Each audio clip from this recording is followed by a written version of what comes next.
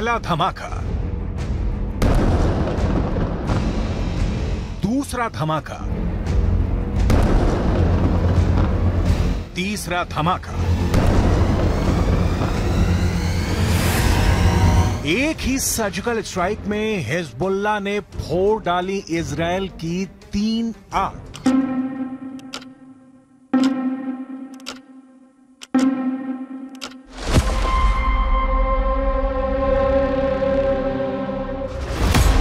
पहली आंख, दूसरी आंख, तीसरी आंख। हिजबुल्लाह ने मिसाइल अटैक करके इजराइल की 3 आंखों को फोड़ दिया।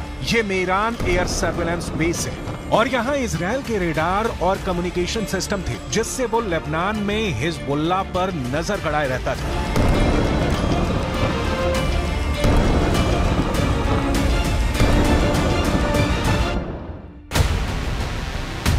अब सैटेलाइट तस्वीर की मदद से इस लोकेशन को समझिए। लेबनान बॉर्डर पर यह है इजराइल की 3 आंख यानी 3 ग्लोब रेडार और साथ में है इजराइल के कम्युनिकेशन टावर। ये मेरान एयर सर्विलांस बेस है, जिसे तैयार करने में इजराइल ने अरबों रुपए खर्च किए थे।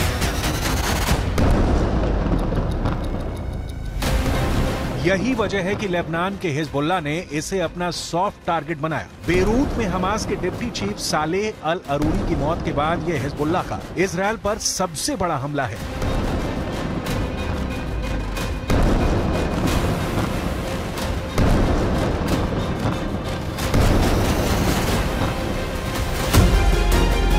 यह इजराइल के बहुत ही सीक्रेट बेस पर बहुत बड़ा हमला है। एक तरह से हिजबुल्लाह ने इजराइल के सीक्रेट बेस को मिट्टी में मिला दिया है। अब तक डरा हुआ लग रहा था हसन नसरल्लाह, लेकिन अब लग रहा है कि शुरू हो चुका है अरूरी का बदला। इजराइल पर टूट रहा है हिजबुल्लाह। हसन नसरल्लाह को पहले बैकफुट पर देखा गया। अरूरी की मौत के बाद हसन नसरल्लाह की जुबान में वो तीखापन नहीं था जिसकी इजराइल को उम्मीद थी, लेकिन अब हिजबुल्लाह ने अपना सबसे खतरनाक अटैक करके इजराइल को सोचने पर मजबूर कर दिया है कि वो हिजबुल्लाह से कैसे निपटेगा। עדיין יש בג'באליה מחבלים. רק כעת הם פועלים ללא מסגרת וללא מפקדים. נתקלנו וגם ניתקל. בירי רקטי ספורדי מהמרחב הזה. תקפנו אותו ונמשיך לתקוף ונמשיך להעמיק את ההישג באזורים האלה. זה דורש זמן.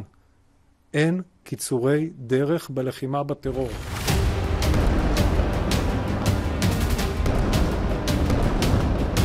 इस वक्त लेबनान और इजराइल के मौत वाले बॉर्डर पर हिजबुल्लाह का पूरा कंट्रोल है। हिजबुल्लाह अब ऐसी मिसाइल फायर कर रहा है जिसके आगे इजराइल के टैंक अपनी तोप रगड़ते हुए नजर आ रहे हैं। हिजबुल्लाह ने निकाली हैं 3 बहुत ही खतरनाक एंटी टैंक मिसाइल और मल्टी बैरल रॉकेट लॉन्चर। ये मिसाइल ईरान से सप्लाई की जाती रही हैं और ऐसी मिसाइलों का हिजबुल्लाह के पास बहुत बड़ा जखीरा है।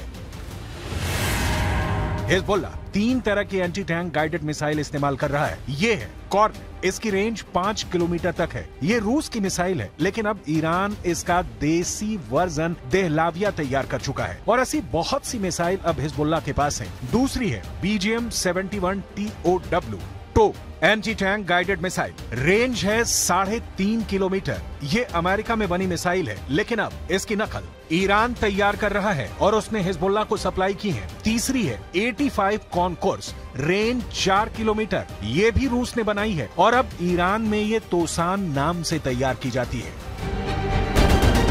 इन्हीं मिसाइलों से हिजबुल्लाह ने इजराइल के मेरान एयर सर्विलांस बेस पर हमला किया है। ये तीनों मिसाइल बहुत ही घातक है और जिस तरह से इन्होंने इजराइल के अड्डे उड़ाए हैं, उससे ये बात साबित हो जाती है। हिजबुल्लाह का दावा है कि उसका हर हमला इजराइल को मुंहतोड़ जवाब है। बताया जा रहा है कि हिजबुल्लाह ने इस अड्डे को उड़ाने के लिए 60 से ज्यादा मिसाइल फायर की हैं और सभी अपने टारगेट पर लगी।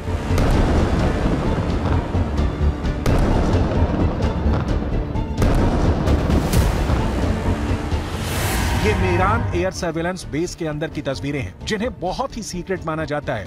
ये बेस 1967 में बनाया गया था ताकि लेबनान बॉर्डर पर नजर रखी जा सके। इसका कंट्रोल इजराइल की एयरफोर्स के पास है। इस बेस से हवाई टारगेट को भी ट्रैक किया जाता रहा है और रॉकेट और तोप के गोलों को भी ट्रैक किया जाता है ताकि लेबनान बॉर्डर से लगे उत्तरी इजराइल के इलाकों को सुरक्षित रखा जा सके। दक्षिण लेबनान और उत्तरी इजराइल के बीच जो बॉर्डर है वहाँ तनाव बहुत ज्यादा है। कब कहाँ बम फटेगा, कहाँ धमाका होगा, ये या तो हिजबुल्लाह जानता है या फिर इजराइल की सेना। वैसे यहाँ के लोगों को भी पता है कि बहुत जल्दी युद्ध का एपिसेंटर गाजा से निकलकर लेबनान तक पहुँच सकता है। यहाँ तैनात संयुक्त राष्ट्र की सेनाएं भी अलर्ट मोड पर हैं। लगातार पेट्रोलिंग हो रही है। हमास के डिप्टी चीफ सालेह अल अरूरी की मौत के बाद हिजबुल्लाह के सामने बस दो ही विकल्प है, या तो उसे मरना होगा या उसे मारना होगा। यही वजह है कि हिजबुल्लाह ने इजराइल के अड्डों को टारगेट करना तेज कर दिया है। इस वक्त पश्चिम एशिया में युद्ध की जो आग लगी हुई है, गाजा पर बमबारी के बीच हमास और इजराइल के बीच जिस तरह की टक्कर हो रही है, उसमें अब नया खतरा इजराइल और लेबनान बॉर्डर का भी है। यहाँ भड़के शोले अब युद्ध की इस आग को 10 गुना भड़का सकते हैं और अब दुनिया में सिर्फ 4 लोग इसे कंट्रोल कर सकते हैं। पहले हैं इजराइल के प्रधानमंत्री बेंजामिन नेतन्याहू, दूसरे हैं ईरान के राष्ट्रपति इब्राहिम रईसी, तीसरे हैं अमेरिका के राष्ट्रपति जो बाइडेन और चौथे हैं यूरोप से लेकर अमेरिका तक सबको हिला देने वाले रूस के राष्ट्रपति व्लादिमीर पुतिन। इस वक्त सबसे ज्यादा एक्टिव ईरान है। खासकर किरमान में आतंकी धमाकों के बाद ईरान ने हिजबुल्लाह और यमन के हूथी विद्रोहियों को चौकन्ना रहने के लिए कहा है। ईरान ने इन दोनों मिलिशिया तक पहले ही इतने हथियार पहुंचा दिए हैं कि अगर इजराइल ने गाजा पर बमबारी नहीं रोकी तो हिजबुल्लाह और हूथी दोनों इजराइल पर बम बनकर फट सकते हैं। ये बात नेतन्याहू भी जानते हैं। הנחתה את צה"ל לצאת למלחמה כדי לחסל את החמאס, להשיב את חטופינו ולהבטיח שעזה לא תהיה עוד איום על ישראל. אסור לעצור את המלחמה עד שנשיג את כל היעדים הללו.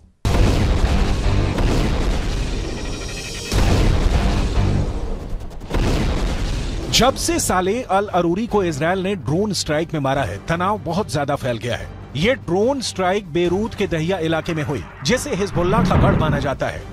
दहिया में जब सालेह अल अरूरी को जब हमास के ऑफिस के करीब देखा गया, तब इजराइल का ड्रोन मौत बनकर टूट पड़ा।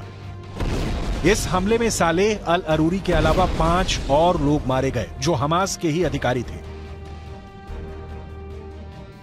सवाल है कि क्या अरूरी की मौत का बदला अब सीधा युद्ध होगा, जिसमें बड़ी लड़ाई इजराइल और हिजबुल्लाह के बीच होगी। ऐसा युद्ध जिसमें इजराइल की तरफ होगा अमेरिका, जबकि हिजबुल्लाह की मदद करेगा ईरान। हालांकि बेंजामिन नेतन्याहू इससे पहले ही बेरूत को गाजा बनाने की धमकी दे चुके हैं। תקפנו מטרות רבות של חיזבאללה, חיסלנו מחבלים רבים, ואני שב ואומר, אם חיזבאללה יבחר להיכנס למלחמה, הוא יעשה את טעות חייו. देखा जाए तो हिजबुल्लाह वो संगठन है जिसे ईरान से पूरी मदद मिलती है और ईरान हिजबुल्लाह को इजराइल के खिलाफ एक बड़े हथियार के तौर पर इस्तेमाल भी करता आया है। लेकिन इजराइल ने अगर हिजबुल्लाह का हाल हमास जैसा करने का फैसला किया तो लेबनान में वर्ष 2006 वाले युद्ध की तबाही दोहराई जा सकती है। 2006 में हिजबुल्लाह और इजराइल के बीच 34 दिन तक युद्ध चला था। तब इजराइल के 121 सैनिकों को मिलाकर 160 लोग मारे गए थे, जबकि हिजबुल्लाह के 250 लड़ाकों समेत लेबनान के 1200 लोगों की मौत हुई थी। हम अपनी वीडियो लाइब्रेरी से 17 वर्ष पहले लड़े गए इस युद्ध की तस्वीरें निकाल कर लाए हैं ताकि इस बात का अंदाजा लगाया जा सके। लेबनान का वही हाल कर सकता है जो इस बार गाजा का कर रहा है। इसलिए हिजबुल्लाह को नेतन्याहू की धमकी को बहुत गंभीरता से लेना होगा, क्योंकि इजराइल अब बेरूत को दूसरा गाजा बना देगा। ये वो साफ साफ कह रहा है। इजराइल जानता है कि अरूरी की मौत ने उसका एक दुश्मन खत्म किया है, लेकिन कई और दुश्मन उसके खिलाफ तैयार हो चुके हैं। हमास के चीफ इस्माइल हानिया ने भी कह दिया है कि इजराइल को अरूरी के मर्डर की कीमत चुकानी होगी। अरूरी की मौत से इजराइल के 3 बड़े दुश्मनों को बहुत जोरदार झटका लगा है। पहला झटका हमास को लगा है, क्योंकि सालेह अल अरूरी इस्माइल हानिया के बाद हमास में दूसरा सबसे बड़ा नाम था। दूसरा झटका ईरान को लगा है, क्योंकि सालेह अल अरूरी ने ही सीरिया में युद्ध को लेकर हिजबुल्लाह और ईरान के साथ आए मतभेद को दूर किया था। तीसरा बहुत बड़ा झटका हिजबुल्लाह को लगा है, क्योंकि इजराइल ने बता दिया है कि अब वो लेबनान की राजधानी बेरूत और हसन नसरुल्लाह के गढ़ को टारगेट करने से पीछे नहीं हटेगा।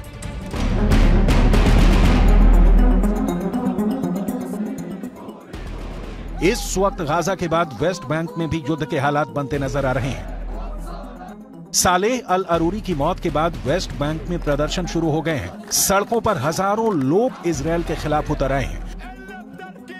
हालात ऐसे हैं कि इजरायल को अब अपनी ड्रोन फोर्स को वेस्ट बैंक के ऊपर एक्टिव करना पड़ा है। देखा जाए तो वेस्ट बैंक इजरायल के खिलाफ 5वां मोर्चा है। इससे पहले गाजा की लड़ाई है, हिजबुल्लाह से लड़ाई है, हूथी से युद्ध का खतरा बढ़ता जा रहा है। इराक में ईरान समर्थित हश्द अल शाबी ने अमेरिका के ठिकानों पर हमले बढ़ा दिए हैं। अरूरी की मौत के बाद ये मोर्चे और मजबूत होंगे, इसमें कोई शक नहीं। ये युद्ध फैला तो समझ लीजिए कि बहुत से देश इसकी चपेट में आ जाएंगे।